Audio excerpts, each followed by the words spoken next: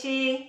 E a pergunta de hoje é a seguinte: quero portar o meu contrato de empréstimo consignado, mas não consigo. Por que será que eu não consigo portar esse meu contrato de empréstimo consignado?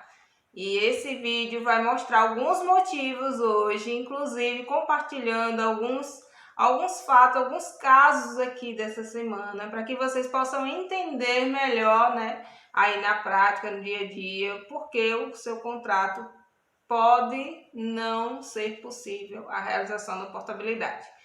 Acredito que vocês já sabem o que é portabilidade, né? Tem até um vídeo nosso aqui também no canal explicando. Portabilidade é quando você quer migrar a sua dívida de um banco A para um banco B, né? E aí, nessa portabilidade, você pode também fazer um refinanciamento dessa portabilidade. Mas, enfim, quero portar o meu contrato, mas não consigo. Por que será? Vamos lá, gente.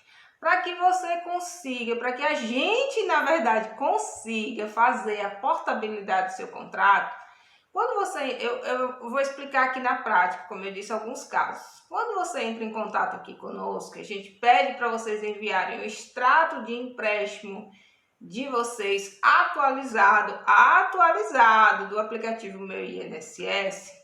O que é que a gente analisa quando vocês enviam? E isso a gente vai explicar aqui na prática para que vocês também possam avaliar já de cara alguns requisitos, tá?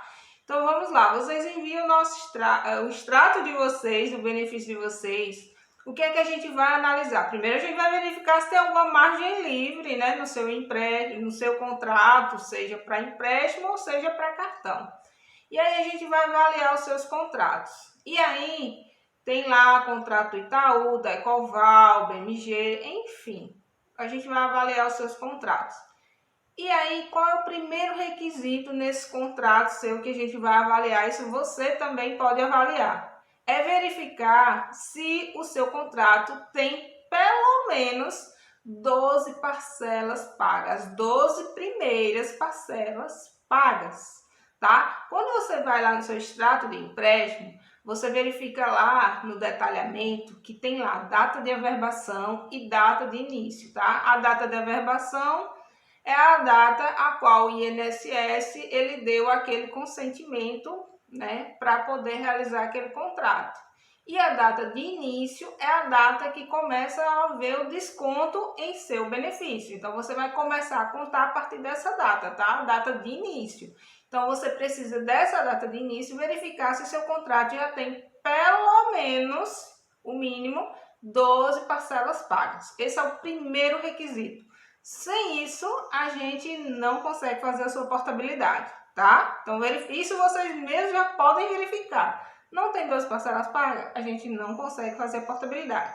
Segundo requisito que a gente vai avaliar aí também, qual é a taxa do seu contrato que você quer portar, tá? Atualmente, como a taxa normal do consignado está um pouco maior, 2,14, tá? Não são todos os bancos que estão disponibilizando tabela menores, tão menores assim, para que essa portabilidade aconteça. Então, a gente precisa verificar. Por exemplo, imagine que você tem um contrato aí, que foi até um caso que aconteceu essa semana, do Banco Safra, certo? E seu contrato ali ele já está numa taxa muito baixa, ele está em 1,5, por exemplo. E aí a gente vai avaliar, junto aos bancos que a gente trabalha, seja Itaú, BMG, PAN, todos da Ecoval, Olé, todos. A gente vai verificar se naquele momento, se neste momento existe algum banco com uma tabela, com a taxa de juros menor do que essa. Porque a gente não pode, isso é um requisito, tá? A gente não pode portar um contrato, se o seu contrato está numa taxa 1,5, a gente não pode portar um contrato para uma taxa 1,6, 1,8, ou seja, maior do que o seu contrato. Esse é outro requisito. A taxa que será aportada, ou seja, o banco que irá comprar essa sua dívida precisa comprar com uma taxa menor do que o seu contrato atual. Senão não faz sentido, inclusive, a realização daquela portabilidade, entende? Então, por exemplo, seu contrato está no Banco Safra, ele está com a taxa de 1,5.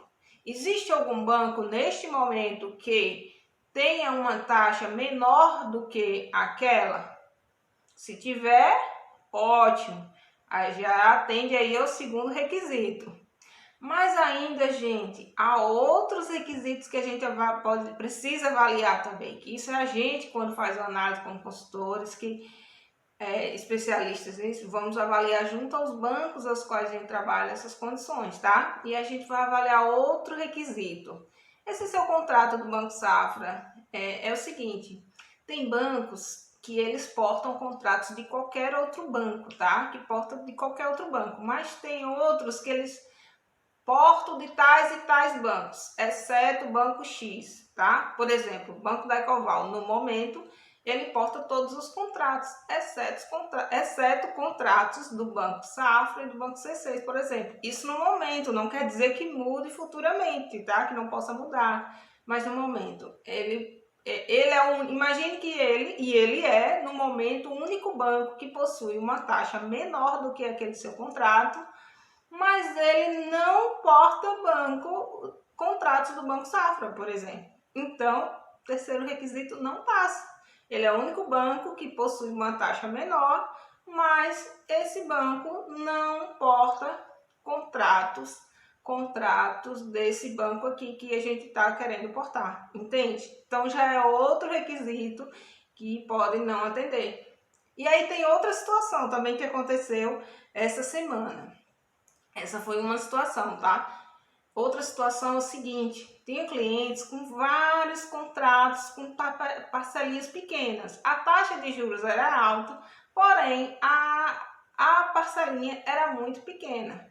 E aí, ok, tinha mais 2 parcelas pagas, a taxa era alta, eu conseguia portar, porém as parcelinhas eram muito pequenas. E aí eu preciso verificar.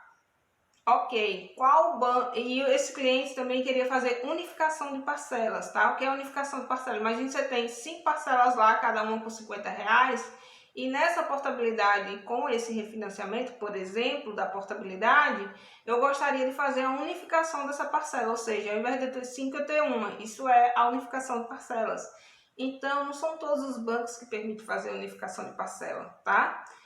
E aí tem um detalhe, como são parcelas muito pequenas, né, a gente tem que verificar, também não são todos os bancos que permitem, tem que verificar qual é o saldo devedor dessa sua dívida, tá? Esse é outro requisito que a gente avalia. Se o saldo devedor for muito pequeno, determinados bancos não conseguem comprar, não têm interesse, não querem, não podem comprar aquela sua dívida, né? Por exemplo, no momento, o Banco da Ecoval só pode contrato com saldo mínimo de R$5.000. É outro requisito. Mas assim, gente, cada banco tem as suas regras. Cada banco tem as suas regras. E a gente precisa, na hora que vocês enviam esse extrato, a gente precisa verificar, né, cada contrato seu de acordo com as regras atuais. Geralmente essas regras, elas sofrem algum tipo de alteração uma vez no mês, ou mais que isso, né? Mas geralmente, principalmente de taxa, pode ocorrer mudanças, né? Uma vez no mês ocorre essa mudança no taxa. Então, gente, tá vendo aí o que a gente precisa verificar? Primeiro passo, estão lembrados? Você precisa verificar se tem 12 parcelas pagas. A gente precisa verificar se a taxa de juros do seu contrato, se no momento algum outro banco tem taxa menor do que aquela. A gente precisa verificar se no lugar que tem taxa menor do que aquela, se aquele banco que tem a taxa menor porta contrato do banco ao qual você já possui contrato.